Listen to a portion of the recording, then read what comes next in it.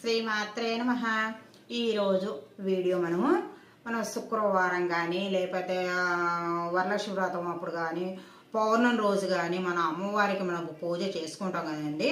మంగళకరమైన వస్తువులని చూడండి. ఎండి పువ్వులు, గురిగింజలు, తామర పూసలు, ఎండి అక్షంతలు, గాజులు. ఈ 3 కలర్స్ అంటే గ్రీను, ఎల్లో కలరు, రెడ్. రూపాయి కాయిన్స్ అమ్మవారికి అష్టోత్తరం చేసుకుంటాం కదా. ఇవన్నీ కూడా మనము అష్టోత్తరం చేసుకుంటాము. ఇవి గోమేదిక గవ్వలు. ఈ దీంట్లతో కూడా మనం అమ్మవారికి మళ్ళీ అలా పూజ చేసుకుంటాం కదండి. మనము ఇప్పుడు శుక్రవారం కానీ ఎప్పుడు అమ్మవారికి చేసుకున్నా కూడా అష్టోత్తరాలతోన ఇలా చేసుకోవచ్చు.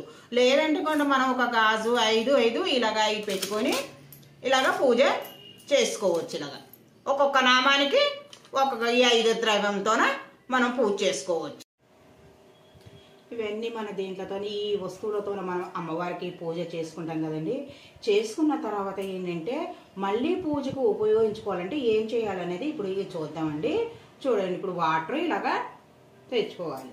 తీసుకున్న తర్వాత మనము పాలు, వాడని పాలు మనం ఒక చుక్క ఈ వాటర్లో వేసుకోవాలి. మనం వాడకూడదు ఈ పాలు, వాడని పాలు ఒక చుక్క వేసుకున్న తర్వాత ఇక చూడండి ఇవి ఇందులో ఇలా వేసుకోవాలి.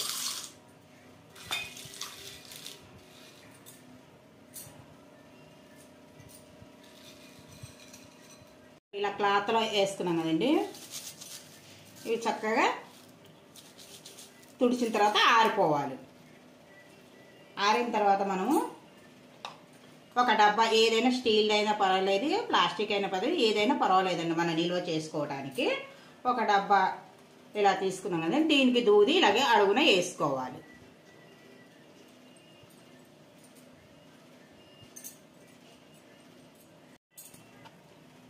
ఇవి ఆరిపోయిన తర్వాత మనము ఈ డబ్బాలో ఇలాగ వేసుకోవాలి. ఎందుకు ఇలాగ వేసుకుంటున్నామంటే మనము గాజులు కానీ మనము ఈ గురిగింజలు కానీ ఇవి మనకు ఇరిగిపోయేది ఉంటున్నాయి కదండి. దూది వేసుకొని ఇలా పెట్టుకున్నాం అనుకోండి, ఇలా కదలకుండా ఉంటే చాలా బాగుంటాయి, ఇవి పగలకుండా ఉంటాయి. అందు గురించి మనము దూది వేసుకొని ఇలా ఇందులో వేసుకొని మూత వేసుకొని పెట్టుకోవాలి. ఇలా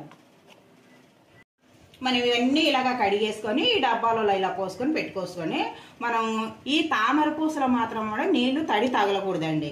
ఏంటంటే పసుపు నీళ్లు కానీ లేదంటే ఈ పాల చుక్కనే ఒక చుక్క ఇలాగా ఇలా చుక్క ఇలా ఒకసారి ఇలాగ అనుకొని మనం ఒక డబ్బాల చేసి నిల్వ చేసుకోవచ్చు. ఈ గురిగింజలు కూడా అంతే. ఈ గురిగింజలు, ఈ తామర పూసలు, ఈ రెండే. మిగతావన్నీ మనం అలాగా కడిగేసుకొని శుభ్రంగా డబ్బాలలో నిల్వ ఇలా చేసుకోవచ్చు. మనం మళ్ళీ నిల్వ చేసుకొని మళ్ళీ శుక్రవారం కానీ పౌర్ణం కానీ మనం ఎప్పుడు పూజ చేసుకున్నాలనుకుంటే మనం అప్పుడు పూజకి ఇవి మనం వాడుకోవచ్చు. మనం చూడండి అన్ని ఇలా డబ్బాలలో పోసుకొని ఇలాగ మూతలు పెట్టేసుకోవాలి. మళ్ళీ అమ్మవారికి పూజ చేసుకునేటప్పుడు మనం ఇవి తీసి వాడుకొని మళ్ళీ అలాగే కడిగేసుకొని మళ్ళీ అలాగే పెట్టుకోవచ్చు. మన ఈ వీడియోలో మనము మంగళకరమైన వస్తువులని ఎలాగ క్లీన్ చేయాలా, ఎలా వాడుకోవాలని చూసాం కదండి. మనం నెక్స్ట్ వీడియోలో కలుసుకుందాం. వీడియో నచ్చితే లైక్ చేయండి, షేర్ చేయండి, సబ్స్క్రైబ్ చేయండి. Thank you.